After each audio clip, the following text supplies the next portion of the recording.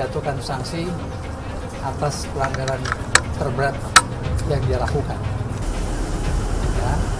Persoalan dia mendukung dan melakukan koalisi tidak kami permasalahkan sama sekali. Yang kami persoalkan Pak Erlangga yang mengambil sikap seperti itu. Oleh karena itu kami anggap langkah tindakan yang dia tempuh tersebut adalah langkah pribadi, personal, tidak ada kaitan dan urusannya dengan Partai Golkar. Langkah yang dia tempuh ini adalah langkah pribadi, tidak ada kaitan dengan Partai Golkar. Kalaupun dia tanda tangan segala macam itu tidak ada urusan, tidak ada kaitan. Jadi dia harus bertanggungjawabkan dulu dia punya sikap dan langkah. Dan kami minta menjatuhkan sanksi yang terberat, yaitu memberhentikan saudara Erlangga. Dan karena rekomendasi memberhentikan, maka jalan selanjutnya apabila dia telah diberhentikan yaitu melakukan musyawarah nasional luar biasa. Siapapun kader Partai Golkar yang melanggar etik, tertera dalam PO etik, tertera di dalam tupoksinya etik di ADART, tentu Dewan Etik harus mengambil tindakan. Kader-kader partai senior, apapun yang membawa persoalan dengan dua alat bukti, akan kita terima. Kalau bukan di Anies Baswedan, lalu di manakah Rizik Syihab dan kawan-kawannya berada gerangan? Seharusnya ya, kalau mereka ada di barisannya Anies Baswedan, ketika survei terhadap Anies itu turun, mereka pasti turun ke jalan untuk menaikkan hasil surveinya Anies. Kenapa mereka kok diam? Dan sebenarnya sudah terbaca sejak lama, pendukung Prabowo yang garis keras sebenarnya itu tidak pindah ke Anies. Mereka hanya tiarap dulu sementara. Dulu ingat nggak? Pernah Novel Bamukmin, salah satu tokoh 212, itu deklarasi dukung Prabowo. Anehnya, nggak berapa lama kemudian dia meralat ucapannya. Ditambah ada pecahan PKS, yaitu Partai Gelora, akhirnya merapat ke Prabowo. Kita sudah mengerti bahwa Prabowo masih menjaga basis terbesar suaranya, yaitu para kelompok garis keras. Kalaupun sekarang terlihat banyak pendukung Jokowi yang pindah ke Prabowo, itu tuh hanya sementara aja. Nanti kalau Rizik, 212, HTI, dan FPI akhirnya muncul juga, maka secara otomatis pendukung Jokowi yang sementara ini pindah ke Prabowo karena terbuai dengan narasi persatuan akan lari dan kembali ke barisan lamanya yang sekarang sebagian besar kumpulnya di Ganjar. Setiap ditanya capres dan cawapresnya, jawabannya belum ada arahan Pak Lurah.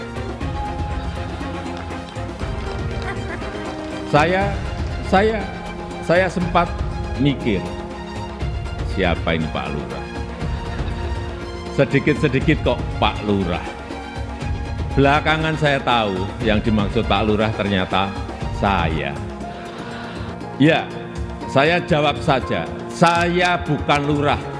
Saya adalah Presiden Republik Indonesia. Saya ini bukan ketua umum parpol, bukan ketua umum partai politik, bukan juga ketua koalisi partai. Yang menentukan capres dan cawapres itu adalah partai politik dan koalisi partai politik.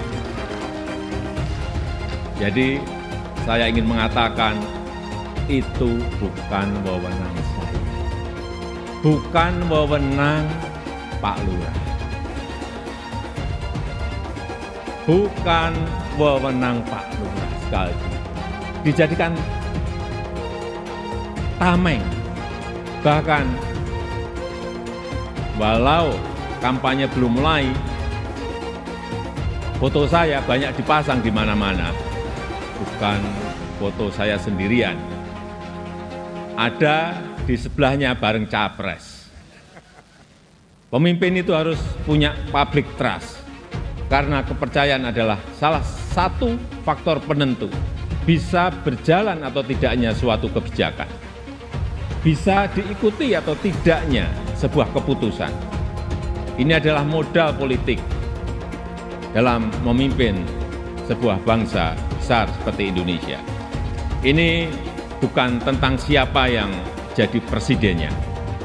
Bukan itu. Tapi apakah sanggup atau tidak untuk bekerja sesuai dengan apa yang sudah kita mulai saat ini. Apakah berani atau tidak? Mampu konsisten atau tidak? Karena yang dibutuhkan itu adalah nafas yang panjang. Karena kita tidak sedang jalan-jalan sore, yang kita lakukan harusnya adalah lari maraton untuk mencapai Indonesia emas. Inilah alasan kuat saya kenapa saya nggak pernah bisa mengalihkan dukungan saya kepada Pak Prabowo. Meskipun Pak Prabowo sekarang dalam tanda kutip sudah dekat dengan Pak Jokowi dan menjadi bagian dari Kabinet Kerja Pak Jokowi. Alasan utamanya adalah saya nggak pernah bisa percaya dengan orang-orang di belakang Pak Prabowo. Dan sekarang terjadi. Orang-orang yang dulu kecewa dengan sikap Prabowo yang mengambil sikap bergabung dengan pemerintah sekarang sudah kembali kepada Prabowo. Artinya formasi pendukung Prabowo sudah kembali. Kedekatan Prabowo dengan Jokowi itu hanya salah satu manuver Prabowo untuk mengambil suara pendukung Jokowi, bukan hijrah. Kenapa saya bilang seperti itu? Karena sampai detik ini Prabowo sudah masuk di pemerintahan pun Prabowo juga nggak pernah berani mengambil sikap atau menentukan sikap bahwa dia anti dengan orang-orang yang intoleran atau ekstrim seperti pendukungnya pada tahun 2014 dan 2019. Dan kesimpulannya adalah Prabowo akan tetap menjadi Prabowo dan pendukungnya kualitasnya akan sama seperti pada tahun 2014 dan 2019. Orang-orang seperti itu pernah mendapatkan tempat di sistem pemerintahan kita seperti di era SBY. Dan hasilnya apa? Sendi-sendi pemerintahan negara kita disusupi paham-paham yang radikal. Apakah kesalahan itu mau kita ulangi lagi? Tokoh politiknya yang dari dulu sering misalnya memainkan politik identitas, kopar kapir, itu kok sekarang nggak nongol? Ada nggak sih pertanyaan dalam kepala kita, hari-hari ini menjelang Pilpres Rizik kemana ya? Yang HTI itu kemana ya? Atau kelompok-kelompok garis keras itu kemana ya? Kok mereka diem? Apakah mereka masih sudah luntur keinginannya mendirikan khilafah? Atau mereka sudah luntur keinginannya mendirikan Indonesia bersyariah? Atau sudah luntur keinginannya untuk menegakkan negara agama menggantikan Pancasila? Mungkin dengan itu ada sebuah ide, nggak bisa lagi mengharapkan kelompok-kelompok pemilih yang melulu menjual agama. Kali ini jualannya adalah Jokowi karena memang terbukti Jokowi menang 2 kali. Pemilih-pemilih lama, orang-orang yang sebelumnya mendukung Prabowo, yang menggunakan jargon-jargon agama, yang gampang mengkafir-kafirkan, itu tetap dipelihara, tapi syaratnya mereka nggak boleh teriak. Jadi dalam konteks politik, ya di mata timnya Prabowo, Pak Jokowi posisinya nggak jauh beda sama Rizik, sama HTI, sama FPI. Cuma didekati untuk menarik suara.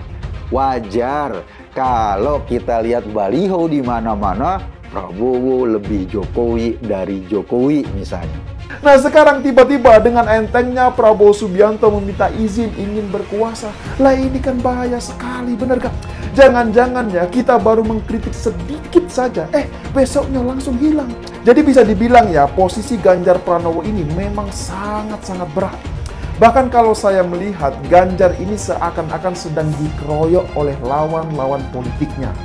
Jadi sekali lagi saya ingin mengatakan, kalau saya melihat situasi politik yang belakangan ini terjadi ya, memang mirip sekali dengan situasi atau kondisi politik ketika pemilu 2014 lalu.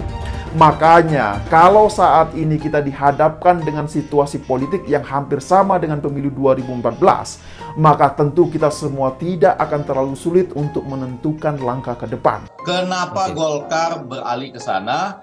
Harus dibaca bersamaan dengan PAN juga. Saya rasa ini seperti tadi yang diungkapkan, berkali-kali mengucapkan kata atau nama Jokowi. Saya rasa secara tidak langsung ada peran Jokowi di sini. Kita tahu semua skenario itu, bahwa kemudian Jokowi tidak akan diakomodasi nanti setelah jadi presiden. Banyak drama-drama picisan diciptakan sedemikian rupa untuk memisahkan Jokowi dengan PDI Perjuangan, memisahkan Jokowi dengan Ibu Mega. Waduh, gampang dibaca dan itu murahan gitu loh.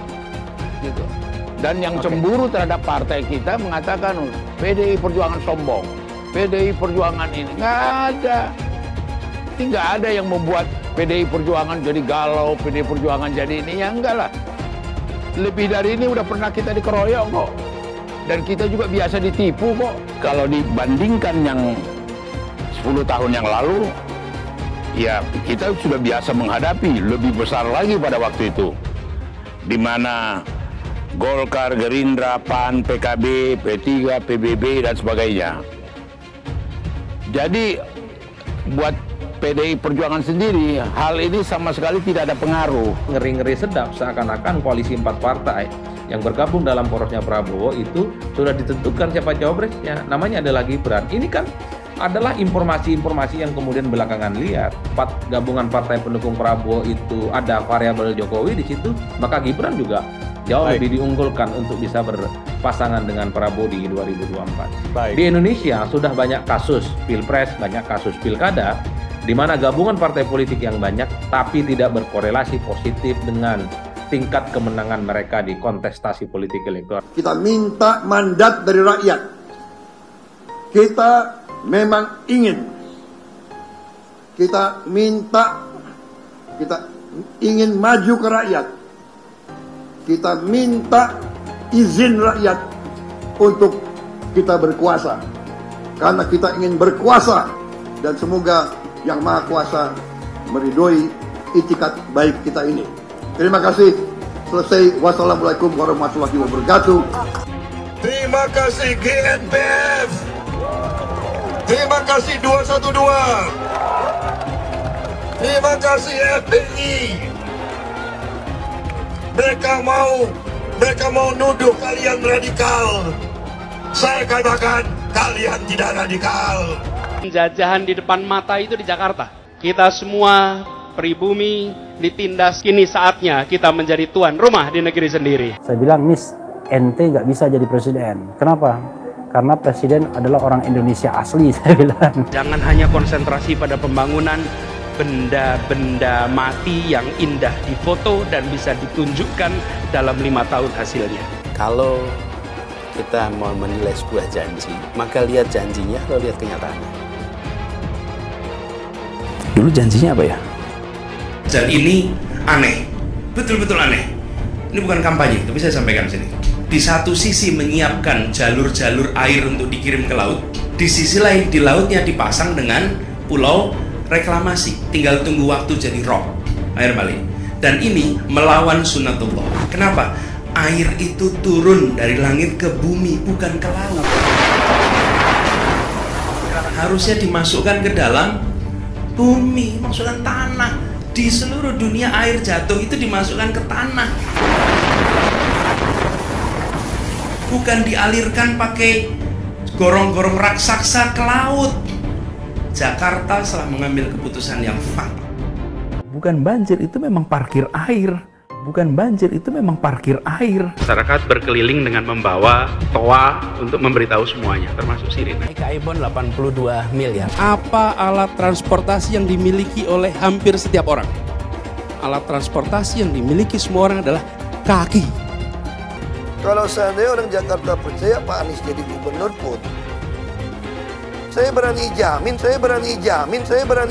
kok dia akan lakukan normalisasi yang sama seperti saya lakukan kok. Gak usah bohong lah. Ketika air sampai di muara, maka siap untuk dipompa ke laut. Usir penjajah Jakarta, siap! Tangkap si Ahok! Tangkap si Ahok sekarang juga! Tangkap si Ahok! Tangkap si Ahok sekarang juga. Lagi. Cepat. Tangkap si Ahok. Tangkap si Ahok sekarang juga.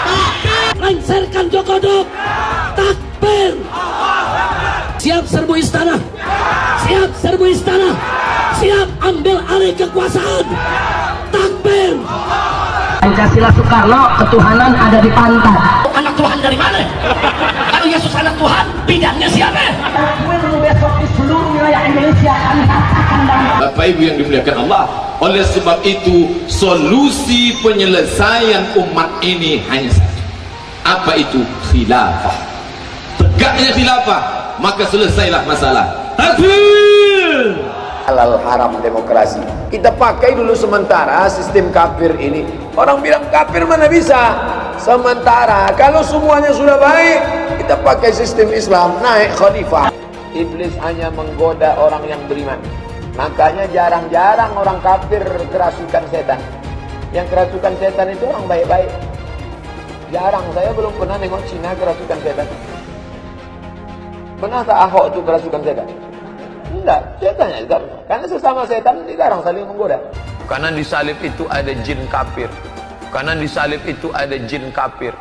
Karena di salib itu ada jin kafir. Haleluya. Kepalanya ke kiri apa ke kanan? Kepalanya ke kiri apa ke kanan? Tetap percaya salib itu lambang mulia, bukan jin. Kok ketawa? Aku nggak nyindir siapa-siapa loh. Saya nggak pernah mundur untuk kebenaran, keadilan, kejujuran, dan peri kemanusiaan. Gue nggak pernah mundur. Dan gue nggak pernah takut juga sama lu. Siapapun yang rasis, gue akan hadapin. Karena rasis itu tidak berperi kemanusiaan. Sama saya ditanya dulu kan, kamu nyesel nggak statement kamu di Pulau Seribu sehingga masih masuk penjara? Tidak pernah nyesel. Karena saya mengatakan kebenaran. Anies didukung oleh FPI, HTI, dan pengasong khilafah lainnya. Etnis Tionghoa dicap sebagai pemberontak, sedangkan etnis Arab dianggap sebagai tuan atau tuan dari pribumi. Etnis Arab dipuja-puja dan dianggap sebagai dewa. Lihat saja Rizik Syihab dan Bahar Smith dipuja-puja, padahal mereka mengujang kebencian. Pengasong khilafah seperti Rizik Syihab, Bahar Smith, dan teman-teman, mereka hanya buat gaduh di Indonesia. Relawan Anies terutama dari FPI, HTI, PA212 seperti Bahar Smith dan Rizik Syihab selalu menghujat Cina, etnis Cina.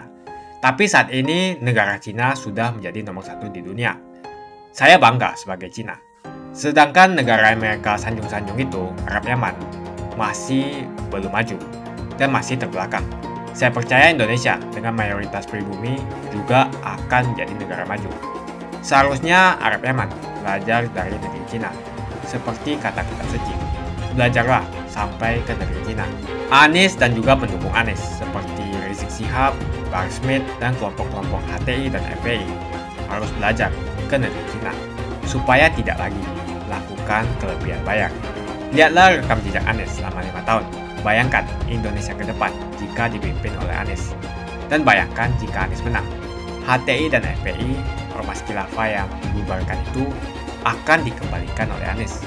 Apakah kita mau Pancasila diganti menjadi khilafah? Harus saja melaporkan ke Ketua Dewan Etik Partai Golkar, Pak Hatta, bahwa Pak Erlangga Hartarto, Ketua Umum Partai Golkar, telah melakukan pelanggaran berat atas konstitusi, yaitu anggaran dasar dan anggaran rumah tangga Partai Golkar. Karena itu kami mohon kepada Dewan Etik untuk menjatuhkan sanksi atas pelanggaran terberat yang dia lakukan.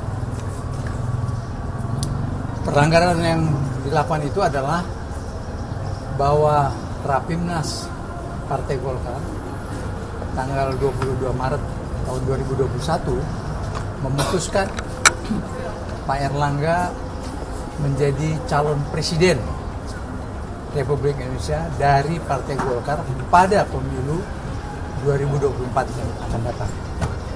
Jadi Pak Erlangga itu hanya satu, yaitu diputuskan untuk menjadi calon presiden. Tetapi kenyataannya per hari ini dia tidak melaksanakan keputusan Rapimnas, tapi malah mendukung capres calon presiden Bapak Prabowo Subianto. Langkah yang dia tempuh ini adalah langkah pribadi, tidak ada kaitan dengan Partai Golkar. Kalaupun dia tanda tangan segala macam itu tidak ada urusan, tidak ada kaitan. Jadi dia harus bertanggungjawabkan dulu dia punya sikap dan langkah. Dan dia juga, saya kira yang paling penting adalah pelanggaran berat terhadap konstitusi.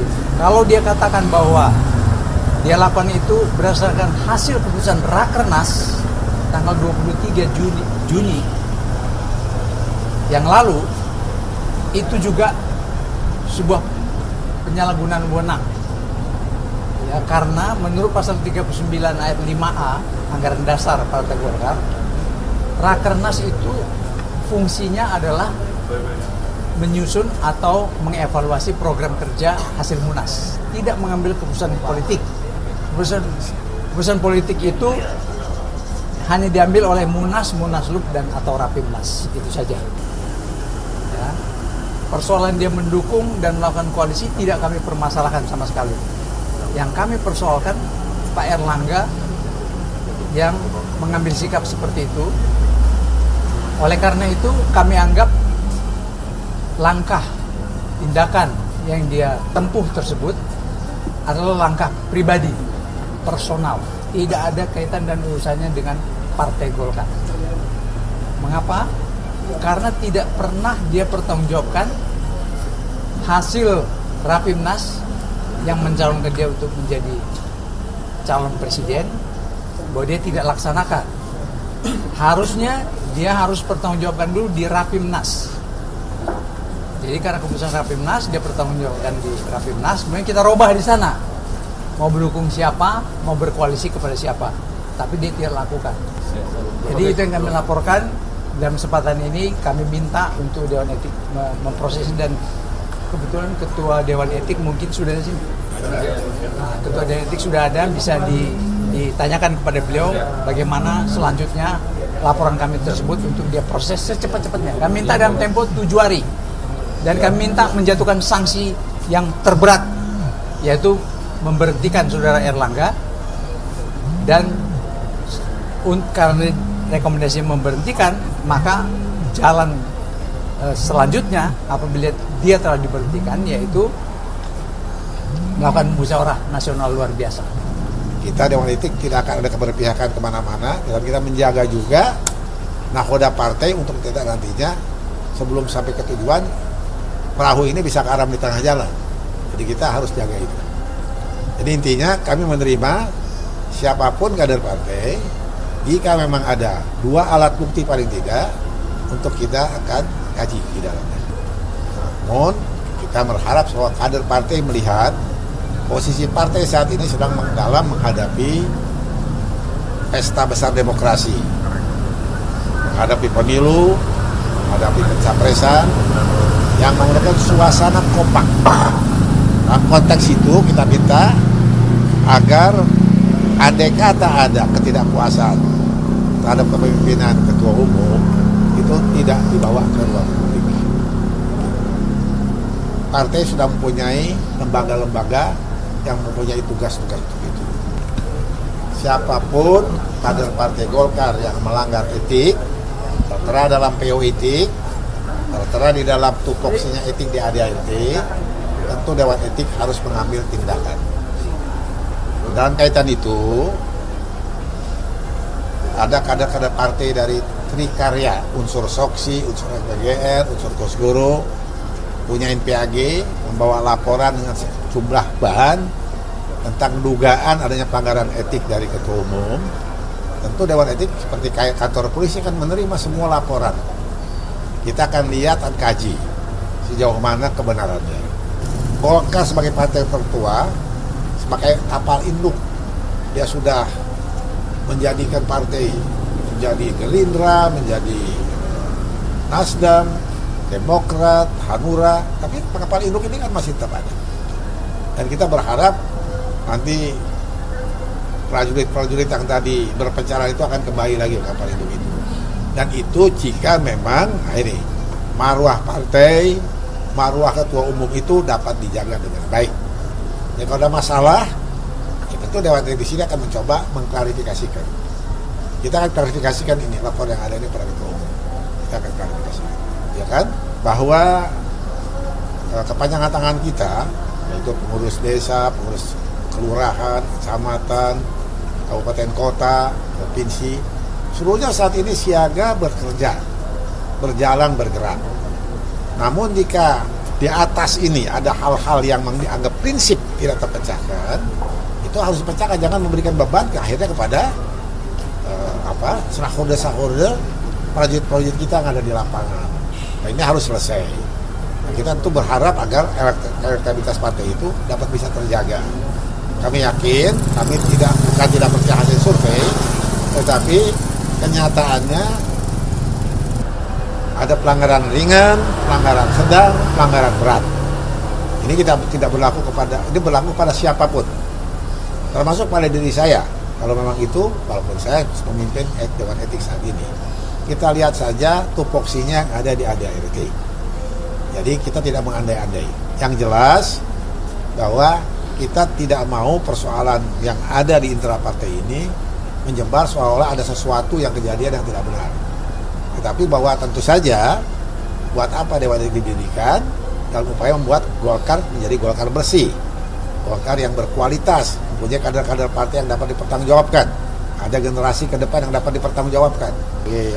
Kader-kader partai senior, siapapun yang membawa persoalan dengan dua alat bukti akan kita terima. Kita membuka diri, tidak boleh kita menutup diri jika ada memang kader partai atau warga kader partai, apalagi itu senior-senior partai yang mewakili jumlah besar yang mau menyampaikan keluhannya tentang sesuatu, kita terbuka saja. Selama ini yang bisa kita damaikan, kita bisa kasih pengertian, kita nasihati, tidak sampai kita melakukan upaya untuk sidang pelanggaran etik, sehingga kita harus merekomendasikan. Tapi kalau rekomendasi Dewan Etik tidak ditindaklanjuti oleh DPP juga, DPP salah. Karena itu kan sudah merupakan klarifikasi daripada satu lembaga yang diamanatkan oleh Munas. Ya, paham ya? Ahok pasti akan mendukung Ganjar karena Ahok anti radikalisme. Ahok yang jelas tidak akan mendukung Anies Baswedan karena Anies Baswedan didukung oleh kelompok khilafah, HTI dan FPI, ormas terlarang itu. Suara Ahok merepresentasi warga minoritas, dan etnis Tionghoa mendukung Ganjar Pranowo. Dukungan Ahok sangat memberikan dampak yang luar biasa. Kita lihat saja, saat itu Ahok mendukung Jokowi, dan Jokowi berhasil menang sebagai presiden. Dan saat ini Ahok akan mendukung Ganjar Pranowo, dan saya yakin Ganjar akan menang di Pilpres 2024. Saya yakin Ahok tidak akan memilih orang-orang yang pernah bermasalah dengan dirinya di masa lalu. Apalagi bukan hanya bermasalah dengan dirinya, tapi bermasalah dengan etnis dan agamanya. Siapa lagi kalau yang dimaksud adalah kelompok-kelompok dari pendukung atau pengasong khilafah, seperti ormas yang sudah dibubarkan itu, HTI, FPI, dan PA212, di mana mereka mendukung Anies Baswedan. Salah satu tokoh yang saya hormati dan hargai adalah Ahok, khususnya dalam bidang politik. Bapak Ahok memiliki nama asli, Basuki Cahayapurnama, yang sangat luar biasa dalam mengedepankan integritas sebagai seorang politisi yang jujur, berani, transparan, dan profesional. Dia bukanlah orang seperti Anies. Dia bukan orang yang menjual kata-kata dan sembarangan berbicara soal kebangsaan yang dibalut atau dipakaikan jubah agama.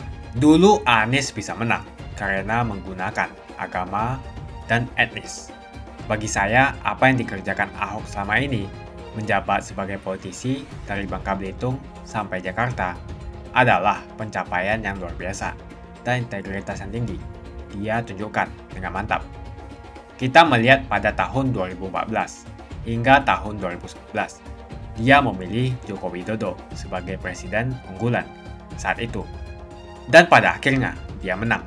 Pilihan Ahok bisa dikatakan mewakili pilihan para kaum yang selama ini dianggap minoritas.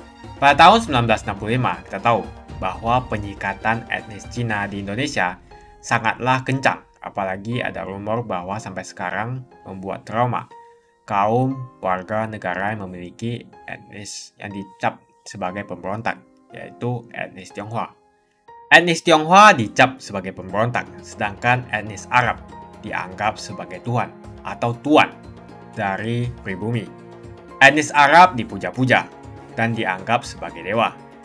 Lihat saja Rizik Syihab dan Bahar Smith dipuja-puja, padahal mereka mengujang kebencian. Pengasong khilafah seperti Rizik Syihab, Bahar Smith, dan teman-teman, mereka hanya buat gaduh di Indonesia.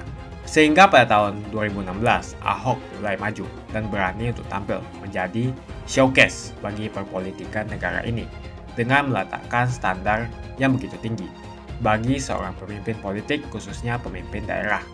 Ternyata isu-isu suku, agama, dan ras antar golongan pada tahun 2017 masih terjadi dan begitu masif yang dilakukan oleh kelompok-kelompok hadron itu. Isu agama, ras, dan antar golongan dinikmati oleh relawan Anies. Saat itu Anies didukung oleh FPI, HTI, dan pengasong khilafah lainnya. Pada akhirnya Ahok harus kalah, namun kekalahan dia adalah kekalahan yang membuka mata rakyat Indonesia bahwa masih ada orang-orang yang menang dengan cara menggunakan politisasi agama atau politik identitas berbasis agama. Ternyata banyak sekali orang yang dengan mudah terhasut lewat jalan-jalan seperti itu. Maka bisa kita katakan bahwa tokoh politik yang didukung Bapak Ahok adalah tokoh politik yang memperjuangkan hak segala bangsa, seperti yang dituliskan di Pancasila, yakni sila kelima mengenai keadilan sosial bagi seluruh rakyat Indonesia, tanpa memandang etnis, suku, agama, dan ras. Dan hal tersebut mengacu pada tokoh Ganjar Pranowo yang harus kita pilih dan harus kita coblos nanti di pemilu 2024 nanti. Yang pasti bukan Anies Baswedan. Relawan Anies terutama dari FPI, HTI, PA212 seperti Bahar Smith dan Rizik Syihab selalu menghujat Cina, etnis Cina. Tapi saat ini negara Cina sudah menjadi nomor 1 di dunia. Saya bangga sebagai Cina. Sedangkan negara Amerika sanjung-sanjung itu, Arab Yaman, masih belum maju dan masih terbelakang. Saya percaya Indonesia dengan mayoritas pribumi juga akan menjadi negara maju. Seharusnya Arab Yaman belajar dari negeri Cina. Seperti kata kitab suci, belajarlah sampai ke negeri Cina. Anies dan juga pendukung Anies seperti Rizik Syihab, Bahar Smith, dan kelompok-kelompok HTI dan FPI harus belajar ke negeri Cina supaya tidak lagi melakukan kelebihan bayar. Yang jelas saya memilih pribumi, bukan yang dari Yaman. Ganjar jelas pribumi, nasionalis, dan pasti akan melanjutkan visi dan misi dari Pak Jokowi. Anies merupakan antitesis daripada Pak Jokowi dan diragukan kenasionalisannya, apalagi pribumiannya. Antitesis artinya bertolak belakang dengan Jokowi. Anies sudah menyatakan tidak akan melanjutkan semua program dari Pak Jokowi. Jadi semua pembangunan yang dilakukan oleh Pak Jokowi akan dihentikan oleh Anies jika Anies menjadi presiden. Lagi pula Anies didukung oleh khilafah dan pendukung Anies adalah ormas seperti FPI dan HTI. Apa kita mau FPI dan HTI kembali di Indonesia jika Anies memimpin? Anies juga dikenal sebagai bapak politik identitas yang menghalalkan segala cara untuk menggapai kekuasaannya, termasuk menggunakan politik identitas berbasis agama. Lihatlah di kasus Ahok waktu itu. Kita sudah bisa melihat hasil kerja Anies selama 5 tahun di Jakarta. Tidak ada satupun janji yang dipenuhi dan tidak ada kinerja yang bisa dibanggakan. Dari DP 0%, OKOC, kelebihan bayar, Formula E, banjir, sumber resapan, jalan rusak, dan gonta-ganti nama jalan. Lihatlah rekam jejak Anies selama 5 tahun. Bayangkan Indonesia ke depan jika dipimpin oleh Anies. Dan bayangkan jika Anies menang. HTI dan FPI, ormas khilafah yang dibubarkan itu akan dikembalikan oleh Anies. Apakah kita mau Pancasila diganti menjadi khilafah? Bagian Indonesia Timur yang mayoritas non-muslim seperti Bali tidak akan setuju dengan khilafah atau sistem khilafah. Mungkin Indonesia akan bubar jika Anies menjadi presiden. Perkataan Ahok sudah terbukti dan Jakarta sudah menjadi korban. Jangan biarkan Indonesia menjadi korban kibulan Anies Baswedan. Umat minoritas terutama kaum Tionghoa, tidak akan memilih Anies Baswedan. Saya yakin karma Ahok mengejar Anies Baswedan. Dulu Anies memainkan politik identitas kepada Ahok. Sekarang Anies dipertanyakan kepribumiannya karena dia teriaman. Itu saja opini saya hari ini. Tuliskan opini kalian tentang Anies Baswedan. Jika kalian setuju dengan pendapat saya di video ini, pastikan kalian menekan like di video ini dan bagikan video ini ke teman dan family Anda supaya mereka semua mengetahui tentang informasi ini.